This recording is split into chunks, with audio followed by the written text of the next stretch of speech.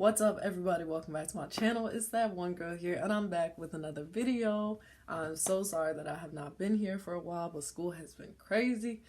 Don't worry, winter break is coming. Today I'm coming to y'all with another Air Force BMT video. You already know what the deal is. I told y'all before I wanted to start from the first week all the way up to graduation, but what I think I'm going to do today is talk to y'all about the first night. Cause I'm in love with you.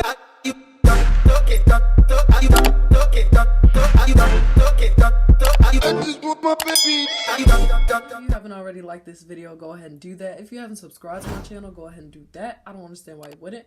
And click the bell so you can turn your post notifications on to be notified every single time that I post a new video. I'm going to do even more than tell you about the first night. I'm going to tell you about the day leading up to the first night. First of all, as a reservist, at least for me, my experience was I left from my house and I didn't have to stay at a hotel like I had to do for MEPS.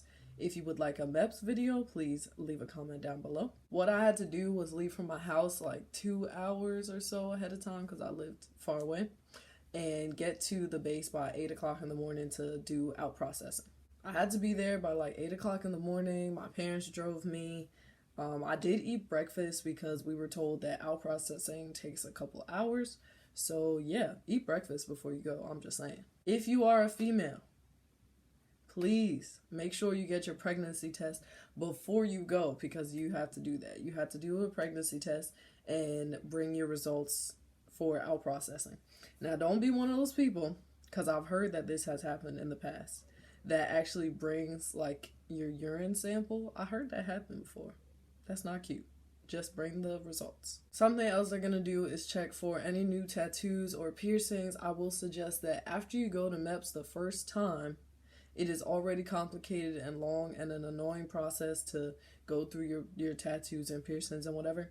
Don't do anything else. Listen to your recruiter. Do not add any new tattoos, piercings, anything else to your body before you go, because it's just more paperwork and more headache. My parents were able to sit with me through the out processing process.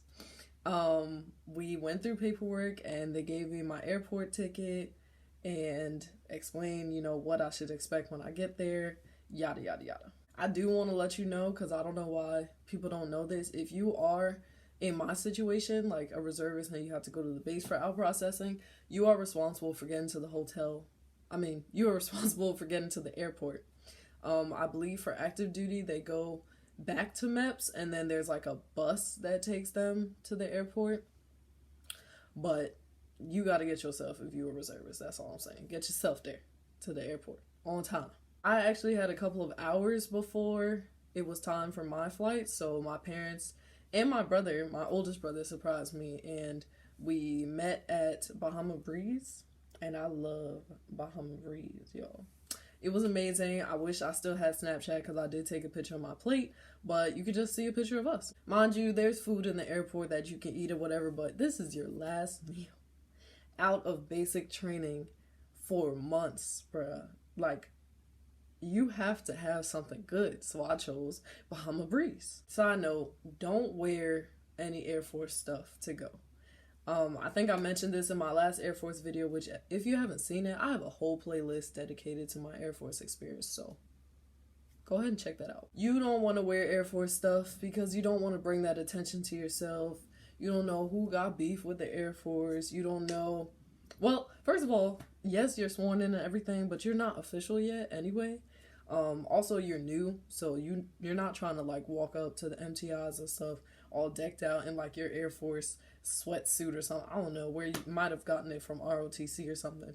Just don't do it. Don't bring that attention to yourself. So we get to the airport, and as usual, my family, we always get to the airport 2 hours ahead of the flight schedule time. I don't know how many other people do that. It's smart strategy, so you're not, caught up, late for your flight, all that stuff.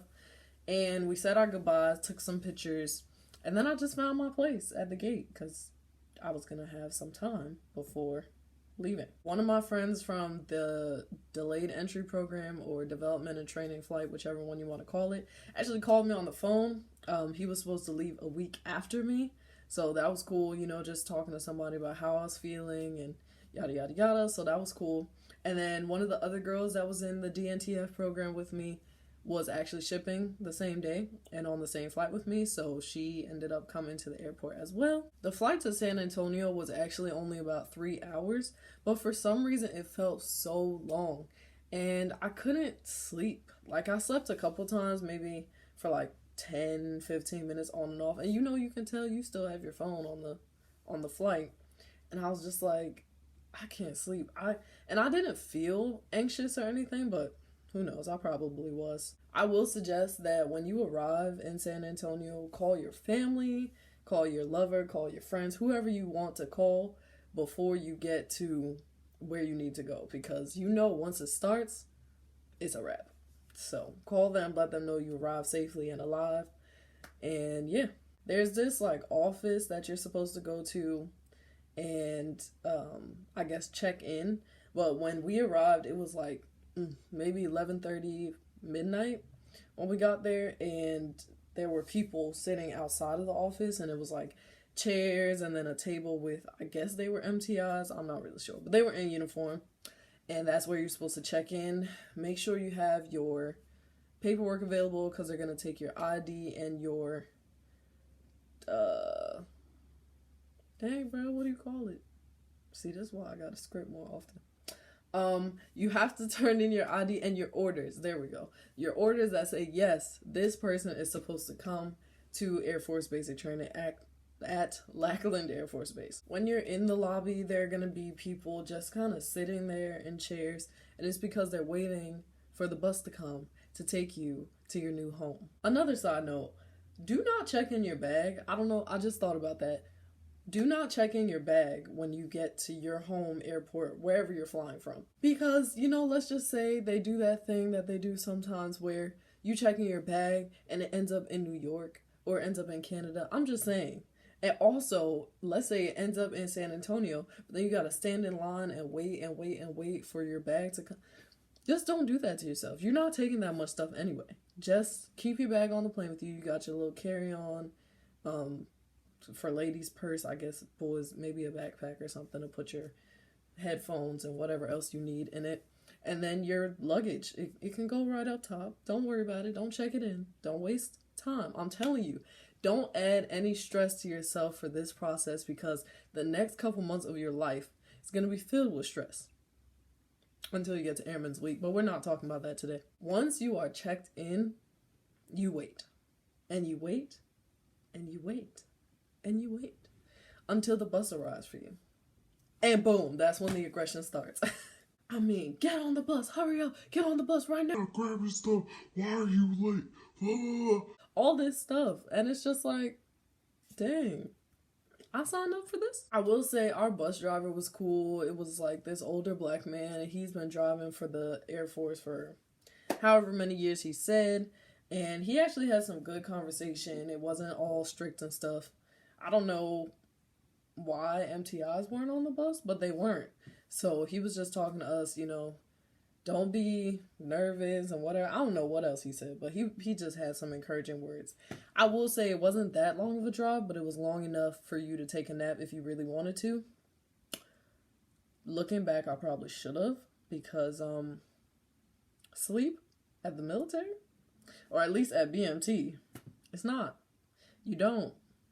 There's none. Once we arrived, he stopped the bus and immediately was just like, all right, it's game on. This lady walked on the bus. She was this skinny black lady, right? She was really tall. And she had on them MTI hats, you know what I mean? That black, weird, I don't know what they're called. But she gets on talking so quietly. Mind you, it's like, 50 of us on the bus? She walks on and she's just like, all right, y'all. And she starts talking about, what you're supposed to expect and what you're supposed to do. But she just talking to this, like, menacing voice. Just calm and quiet. But at the same time, it's just like, y'all better listen to this girl, okay? When she was done talking, you better move your booty off the bus. When I tell you, they were in the back of the bus. They were in the front of the bus. All the MTIs were just yelling like, let's go, pick up your stuff. What are you doing? Blah, blah, blah, blah. It was dramatic. I was like, yo, aggression. Once you get off the bus, you're supposed to stand in these lines. I don't know how to explain it. You can look it up. somewhere on the internet, I'm sure there are so many videos out there about Air Force BMT. You could see these lines that you're supposed to stand in, and then you go into another room and you sit. Hurry up and wait is what my old DNTF instructor used to say, because everything is hurry up and wait. You just sit. And you can't talk because you'll get in trouble. And you don't have your phone anymore at this point. Well, do you? I think you have it, but it's supposed to be off. Like, at some point they told you to turn it off. I don't know. But I know you have it, but you can't be on your phone. You can't be talking. You're just sitting. And I think something else I forgot to tell y'all. Another side note. We had 3 by this point of the video. Whatever. Another side note. Make sure every time you have the chance to use the bathroom, you use it. You use it, because the waiting. And I'm not saying like, 15-minute wait, something. You are waiting sometimes for 2, 3, 4 hours. Sitting and waiting. When you are in this room and they're doing whatever they need to do up at the front, they will offer you something to eat. They call it a box nasty, right? And I heard about these when I was in DNTF, and it looks as nasty as it sounds. I don't know if it actually was, because I did not eat. Actually, out of all the people that were in that room that night, there was one boy who actually did. It depends on how you feel. I know, like I said, I had Bahama Breeze, so I was full and happy with the food that I chose.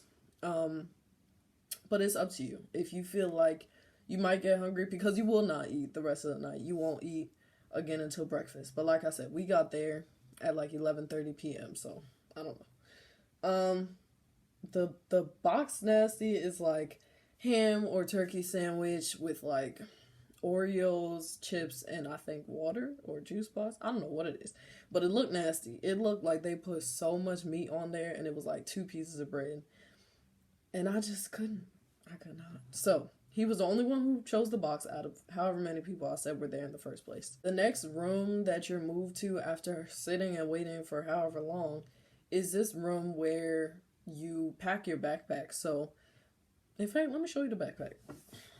So this is the backpack that they give you. I hope you can see it well. You're going to receive this like reflection patch thing that you can put on here. It's going to have your name on it. It's a really nice backpack. I love using it for travel because there are so many compartments and stuff. You're going to pack it up with like highlighter, pens, I think, a notebook, your flashlight, which you're going to use in a little bit, your reflective belt. Well, you're not going to put that in because you're about to put it on as well. I think you get your parka, which I think that's downstairs, but whatever. You know, the jacket. You receive that. There's a lot of stuff that you put in there, I will tell you. I think I explained some of that as well in my last video. Y'all see, I'm promoting my videos. Please go ahead and watch them. Watch the whole playlist. You got time, we quarantine. Once you are done packing your backpack, they are going to call your names, and this is when they're going to put you into your flight. Now, me and the other girl, her name is Fisher. Shout out to you, airman. I don't know what rank you are now, but she was in DNTF with me. So myself and Fisher ended up in the same flight. So that was great because I was nervous about it, if we were going to get separated or not, but we ended up in the same flight. Then after that, your specific MTI comes to lead you to the dorms. Now, big bougie Sierra ended up in the Disneyland dorms. Thank you, Lord. He knew I couldn't do it. The other dorms, you're gonna have to look them up. The Disneyland dorms, that's the picture in the background of my thumbnail.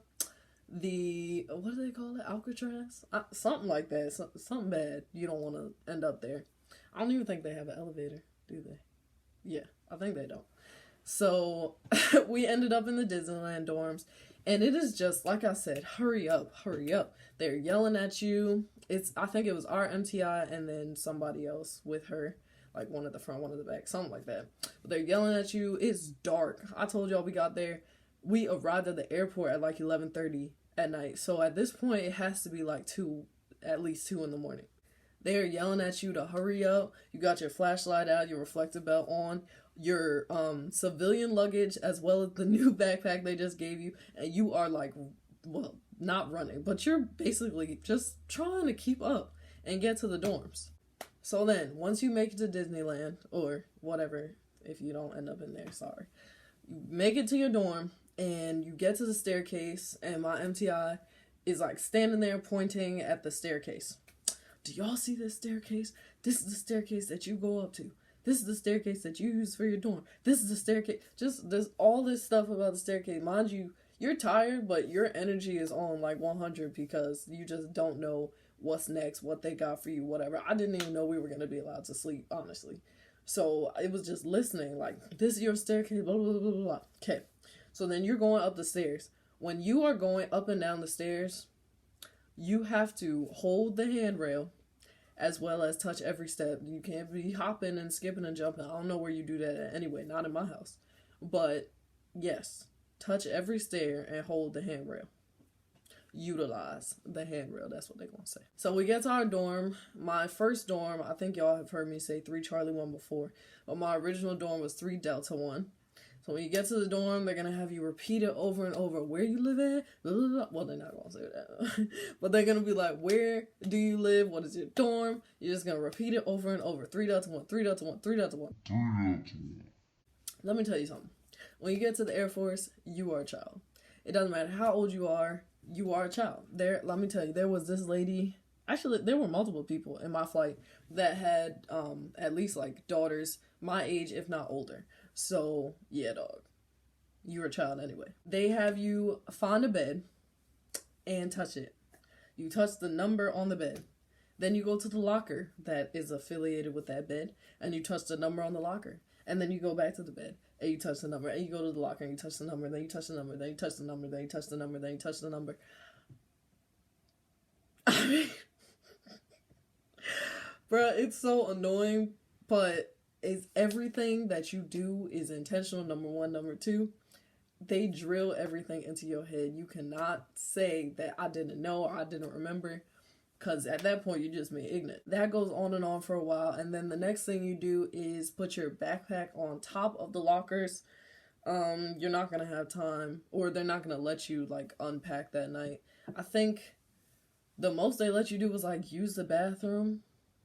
I think. Yeah. Just, like, use the bathroom and stuff. And then it's time for bed. Like I told you, at this point, it has to be, like, 4 o'clock in the morning. And people are tired, you know, people had longer flights than others. Mine was only 3 hours. I know people from California, people from all over the place. I'm just saying. Now, I don't remember at what point the MTI left or if she did that night, but I just remember somehow I ended up in my bed. And the beds are arranged like head to foot. So I guess you're not like spreading disease, coughing or whatever on each other. I don't know what it is. We ain't know about COVID back then. Somehow I ended up in my bed, and it was way past time for them to play. I don't know what it's called, but there's like a bedtime song, and then there's Reveille in the morning that wakes you up, which we'll talk about that later. But anyway, so in the bed, the lights are off. Nobody's supposed to be talking. People are crying. People are, I guess, sobbing because, well, it's the same thing. But it's different. Like, there were people, like, really, really crying. And then there are those people that you just hear, like, in the arms of the angel. You know, they don't want you to hear. So it was just really traumatic. I couldn't sleep. I really couldn't sleep. I don't know. Eventually I did that night, but when we first laid down, maybe for like an hour, and I had a watch, so you're allowed to have a watch. I had a stopwatch that I got from Walmart before I left, so I could time myself with the like 1.5 runs and stuff. But yeah, I had my watch, so I could see like, yo, I can't sleep. Eventually I was able to fall asleep. I will say that there's a lot of mixed feedback about the first night and what kind of sleep you get.